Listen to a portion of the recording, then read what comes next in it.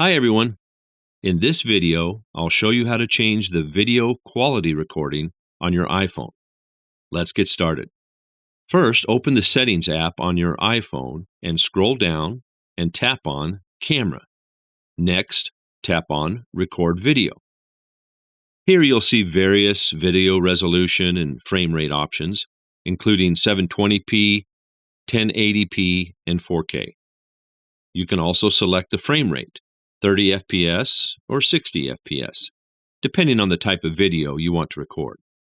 For higher quality videos, select 4K at 30 FPS or 60 FPS, depending on your preference.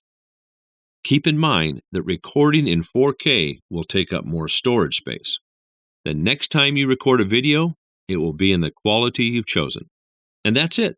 If you found this video helpful, don't forget to like and subscribe. Thanks for watching, and I'll see you in the next video.